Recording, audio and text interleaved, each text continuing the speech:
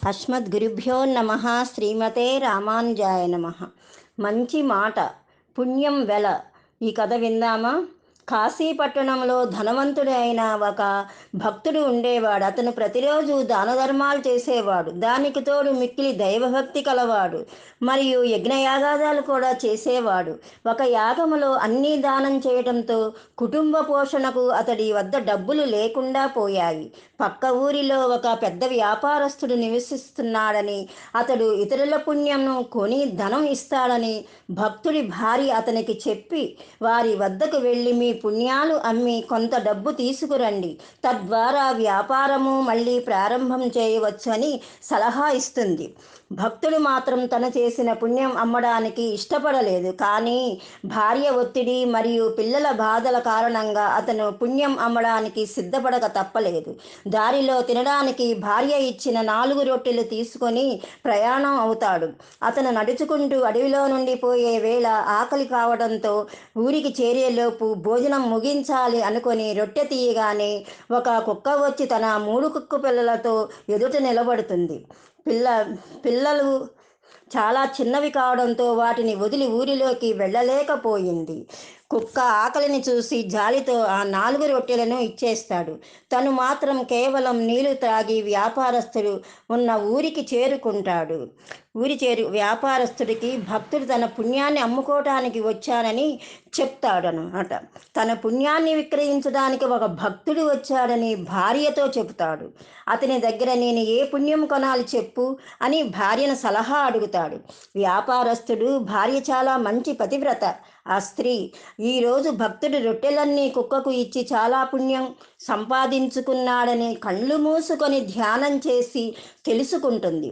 కుక్కలకు రొట్టెలు వేసి సంపాదించిన పుణ్యాన్ని భక్తుడి నుండి కొనమని తన భర్తకు చెబుతుంది.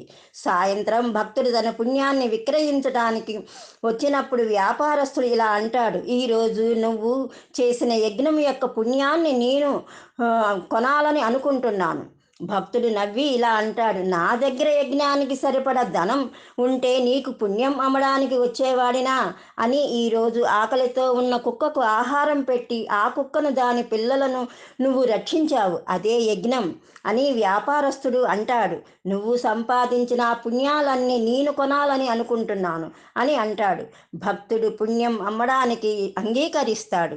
దానికి బదులుగా నీకు 4 రొట్టెల బరువుకు సమానంగా వజ్రాలు ముత్యాలు ఇస్తానని వ్యాపారస్తుడు అనటం, దానికి భక్తుడు కూడా అంగీకరించడం జరిగిపోతుంది. 4 రొట్టెలు తయారు చేసి త్రాసులో కాటాకు ఒక ప్రక్కన ఉంచబడతాయి. రెండవ దానిలో వ్యాపారస్తుడు ఒక సంచి నిండా వజ్రాలు ముత్యాలు మరియు ఆభరణాలు ఉంచుతాడు. త్రాసు యొక్క కాట కొంచెం కూడా కదలలేదు.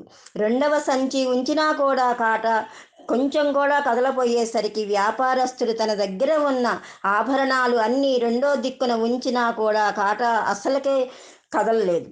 అది చూసిన తర్వాత అక్కడ ఉన్న వారందరూ ఆశ్చర్యపోతారు.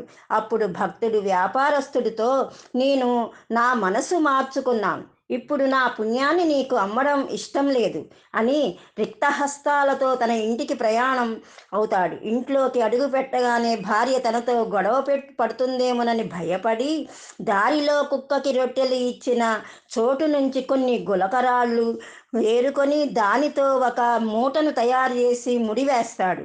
ఇంటికి చేరుకోగానే అతని భార్య పుణ్యాన్ని అమ్మి ఎంత సంపాదించావు అని అడగడంతో ఆ రాళ్ల మూటను భార్యకు ఇచ్చి అప్పు దొరుకుతుందేమోనని గ్రామంలోకి వెళ్తాడు. ఇక్కడ అతని భార్య ఆ మూటను చూసి ఆగలేక భర్త వెళ్ళగానే ఆ మూట తెరిచి చూస్తుంది. ఆ మూట నిండా వజ్రాలు నగలు ఆభరణాలు ఉండడంతో ఆమె సంతోషానికి అవధులు లేకుండా పోతాయి. భక్తుడి ఇంటికి తిరిగి రాగానే అతని భార్య, మీ పుణ్యానికి ఇంత మంచి ధర ఎవరు చెల్లించారని అడుగుతుంది. మీకు ఇన్ని వజ్రాలు మరియు ఆభరణాలు ఎక్కడి నుండి వచ్చాయి అంటుంది. వజ్రాలు నగల ఎక్కడ ఉన్నాయో చూపించు అని అంటాడు భక్తుడు. భార్య తన ముందు ఉన్న మూటను విప్పగానే అందులోంచి విలువైన ఆభరణాలు బయటపడడంతో భక్తుడు కూడా ఆశ్చర్యపోతాడు. అప్పుడు అతను తన భార్యకు జరిగిన విషయాలు అన్నీ పూసగుచ్చినట్లు చెబుతాడు. విపత్తు సమయంలో తన పుణ్యమును విక్రయించనని అతనిని బలవంతం చేసినందుకు అతని భార్య చాలా బాధపడుతుంది. ఇది కథ. నిజానికి ఇది కథ కాదు, జీవితం. ఈ కలిలో ఆకలితో ఉన్న వారికి అన్నం పెట్టండి. ఆపదలో ఉన్న వారికి సాయం చేయండి. మీకు ఎంత డబ్బున్నా ఇహలోక ప్రయాణానికే మీ డబ్బును ఎవరైనా దొంగలించవచ్చు, కానీ మీ పుణ్యాన్ని ఎవరూ దొంగలించలేరు. అందుకే మీ దగ్గర ఉన్న డబ్బును పుణ్యంగా మార్చుకోండి. పరలోక ప్రయాణానికి పుణ్యంతోనే టికెట్ కొనుక్కోండి. దేవుడు మనల్ని పరీక్షిస్తాడు. మనం ఆ పరీక్షలో ఉత్తీర్ణులైతే మనల్ని శాశ్వతంగా ఆశీర్వదిస్తాడు. లోకా సమస్త సుఖినో భవంతు. సర్వే జనా సుఖినో భవంతు.